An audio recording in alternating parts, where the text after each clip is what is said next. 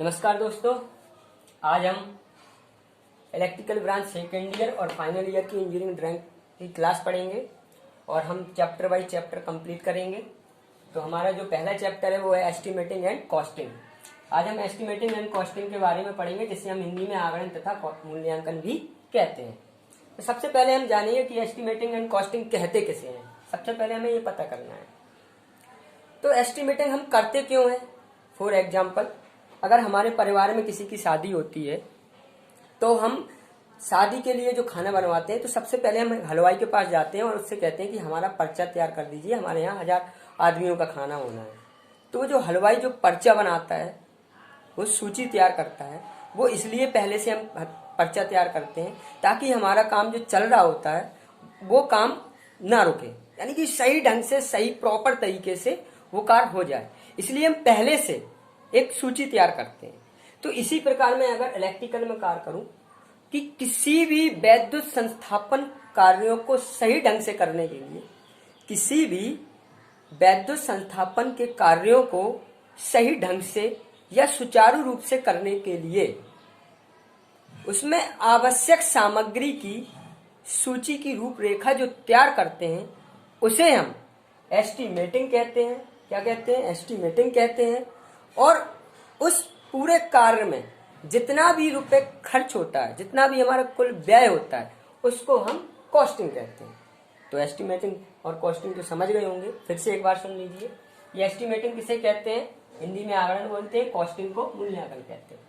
तो एस्टिमेटिंग का क्या मतलब होता है कि अब क्योंकि हम इलेक्ट्रिकल के टॉपिक के बारे में बात कर रहे हैं तो हम बात इलेक्ट्रिकल संस्थानों की करेंगे।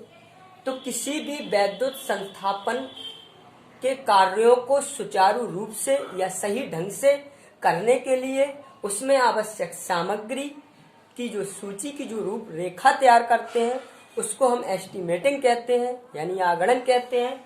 और उस संस्थापन कार्य में जितना भी कुल व्यय होता है, जितना रुपए खर्च होता है, उसको हम कॉस्टिंग कहते हैं।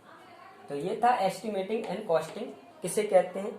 ये एग्जाम में हमारा 5 नंबर का क्वेश्चन आता है और 5 नंबर का क्वेश्चन आता है आगणन तथा मूल्यांकन के अनिवार्य तत्व, यानी essential of estimating and costing. तो जो फर्स्ट चैप्टर से लगभग 10 नंबर का टॉपिक बनता है, जिसमें से 5 नंबर का एस्टिमेटिंग एंड कॉस्टिंग किसे कहते हैं और 5 नंबर का क्वेश्चन बनता है essential of estimating and costing, यानी कि आगणन तथा मूल्यांकन के अनिवार्य तत्व। तो आगणन तथा मूल्यांकन के अनिवार्य तत्व के लिए मैंने यहाँ पर 6 हेडिंग लिखी हुई हैं और एक एक करके हमें उसके बारे में लिखना है। देखो, हम एस्टिमेटिंग और कॉस्टिंग कब कर सकते हैं? जब हमें कुछ चीजों की जानकारी हो। तो सबसे पहले हेडिंग है संस्थापन विधियां तथा उनके उपयोग। तो संस्थापन विधियां का मतलब क्या है? जैसे संस्थापन विधियां और उनके उपयोग का मतलब है कि मैं अगर सबसे पहले संस्थापन विधि की बात करूं कि जैसे मुझे इंस्टॉलाइजेशन करना है, तार बिछवानी है, कोई शहर है, कोई शहर में मुझे लाइन बिछवानी है। तो लाइन बिछवानी है तो सबसे पहले मैं शहर देखूंगा कि ग्रामीण क्षेत्र है या फिर बहुत ज्यादा भीड़ भाड़ वाला इलाका है। अगर ज्यादा भीड़ वाला इलाका है या महानगर है तो वहां पर हमें कैसी लाइन बिछवानी चाहिए? अंडरग्राउंड लाइन बिछवानी चाहिए। और अगर कम भीड़ वाला इलाका है या ग्रामीण क्षेत्र है तो हम वहां पर कैसी लाइन बिछवाते हैं? ओवरहेड लाइन, स्लो पड़ी लाइन, जो हमारे खंभों से होती हुई जाती है। तो अगर हमें यही पता नहीं होगा कि हमें वहां पर इंस्टॉलाइजेशन की कौन सी विधि अपनाना है, यानी कि संस्थापन की कौन सी विधि अपनाना है, तो हम एस्टिमेटिंग नहीं कर सकते हैं। तो हमें अगर एस्टिमेटिंग करनी है तो एस्टिमेटिंग के लिए हमें संस्थापन विधियां और उनके उपयोग की जानकारी प्राप्त होनी चाहिए। जैसे उनके उपयोग का मतलब क्या होगा? जैसे मुझे स्विच का प्रयोग करना है, तो अब मुझे स्विच का प्रयोग करना है तो स्विच मुझे पता होना चाहिए ना कि मुझे स्विच कहाँ लगाना है। कि मुझे पता होना चाहिए कि स्विच फेज वायर पे ही लगता है, तभी तो मैं लगाऊंगा। अब ये नहीं कि तुमने न्यूट्रल वायर पर स्विच लगा दिया तो उसका कोई मतलब नहीं होगा। ठीक, तो हमें कोई भी जो पार्ट्स है उस पार्ट्स को कहाँ पर यूज करना है, सही प्रॉपर ढंग से कहाँ पर यूज करना है, उसकी जानकारी प्राप्त होना चाहिए। तो सबसे पहले हमने ये पहली हेडिंग फिनिश की कि अगर एस्टिमेटिंग कॉस्टिंग करना है तो हमें एस्टिमेटिंग कॉस्टिंग में, यानी जो भी संस्थापन में विधियां हम अपना रहे हैं और उन संस्थापन विधियों का उपयोग कैसा करना है उसकी जानकारी प्राप्त होनी चाहिए। इसके बाद हम करेंगे सामग्री का विशेष विवरण।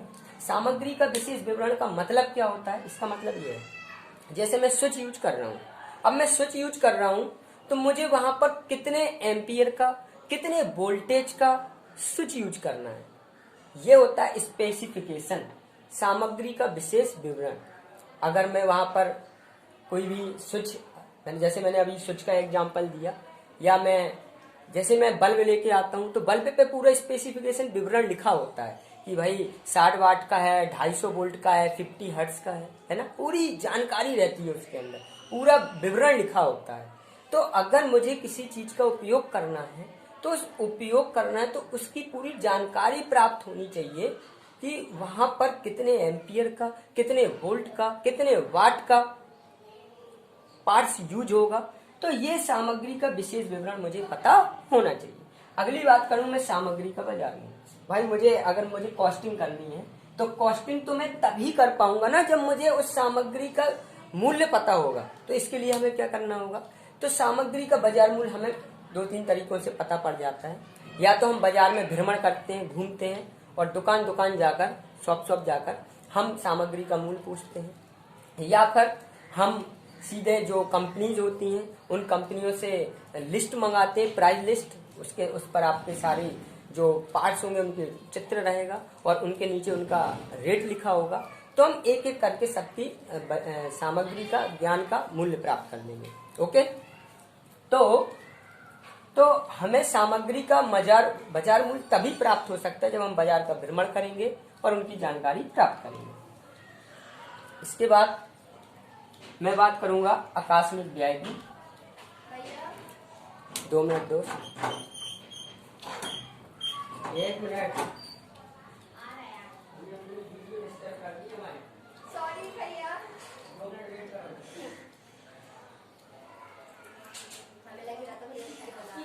बाहर से बंद कर दो। तो अब हम अगला बात करेंगे टॉपिक आकस्मिक व्यय। अब हम आकस्मिक व्यय के बारे में बात करेंगे। अब मैं आकस्मिक व्यय की बात करूंगा तो आकस्मिक व्यय होता क्या है? तो सबसे पहले मैं आकस्मिक व्यय के बारे में अगर बात करता हूँ तो आकस्मिक व्यय होते हैं अचानक खर्चे। अचानक जैसे हम कोई भी जब काम कर रहे होते हैं तो कुछ पार्ट्स क्या होते हैं, उनमें कुछ टूट फूट हो जाती है या कुछ पार्ट्स की कमी पड़ जाती है, या हम कोई सामान मंगाते हैं अचानक तो उसमें एक्सपोर्ट का खर्चा, इंपोर्ट का खर्चा। तो जो अचानक खर्चे होते हैं उनको हम कहते हैं आकस्मिक व्यय। और आकस्मिक व्यय हमेशा 3 से 5% लिया जाता है सामग्री मूल्य का। हम सबसे पहले सामग्री को, सभी सामग्री का जितना भी प्राइस होगा सबको जोड़ेंगे, उसके बाद उसका हम 3 से 5% निकालेंगे आकस्मिक व्यय। ठीक, इसके बाद हम बात करेंगे ऊपरी प्रभार। तो ऊपरी प्रभार क्या होता है? जैसे जब हम कोई भी वैद्य संस्थापन, मुझे मान लो कोई प्लांट खोलना है, इलेक्ट्रिकल प्लांट बनवाना है, तो इलेक्ट्रिकल प्लांट बनेगा तो उसमें भूमि का खर्चा, बिजली का खर्चा, पानी का खर्चा है, इसके बाद लेबर का चार्ज, और इसके बाद उसमें कुछ अच्छे इंजीनियर्स की आवश्यकता होगी तो उनका खर्चा। तो ये हम कितना निकालते हैं? ये हम निकालते हैं ऊपरी प्रभार 10 से 11% ऊपरी प्रभार निकालते हैं। और ये निकालते किस पर है? ये हम सामग्री और श्रम मूल्य का, ये हम कितना निकालते हैं? सामग्री और श्रम मूल्य, यानी हम सामग्री का मूल्य जोड़ेंगे और सामग्री का और श्रम मूल्य जोड़ देंगे, फिर दोनों के योग का 10 से 11% निकालेंगे हम ऊपरी प्रभार। ये होता है ऊपरी प्रभार। इसके बाद हम बात करेंगे परिनिरीक्षण प्रभार। तो परिनिरीक्षण प्रभार क्या होता है कि देखिए, किसी भी वैद्य संस्थापन कार्य में सिर्फ लेबर की ही आवश्यकता नहीं होती है, उसमें कुछ स्पेशल नॉलेज वाले होते हैं। जैसे मुझे इलेक्ट्रिकल का, मैं अगर काम कर रहा हूँ तो मुझे स्पेशल इलेक्ट्रिकल इंजीनियर्स की आवश्यकता होगी, तभी मैं उस काम को कर सकता हूँ। तो जो स्पेशल, जो ट्रेंड पर्सन, एक्सपीरियंस पर्सन होंगे, वो आएंगे, उनकी इंक्वायरी करेंगे, तो वो कितना निकालते हैं वो हम परिनिरीक्षण प्रभार निकालेंगे। वो हम निकालते हैं 10 से 15%, लेकिन किस पर निकालते हैं? वो हम सामग्री मूल्य, श्रम मूल्य, आकस्मिक व्यय और ऊपरी प्रभार, यानी कि सामग्री मूल्य, श्रम मूल्य, आकस्मिक व्यय और ऊपरी प्रभार सभी के योग का 10 से 15% निकालते हैं। तो ये टॉपिक याद रखिए। आज हमने पढ़ा है एस्टिमेटिंग एंड कॉस्टिंग के बारे में और एस्टिमेटिंग और कॉस्टिंग के अनिवार्य तथ्य के बारे में। इसके बाद हम अगली वीडियो में सूची मूल्य और शुद्ध मूल्य के बारे में पढ़ेंगे। और अगर हमारी वीडियो पसंद आई तो like, share and please bell icon जरूर दबा दें, ताकि हमारी वीडियो नेक्स्ट आपके पास पहुंच सके। और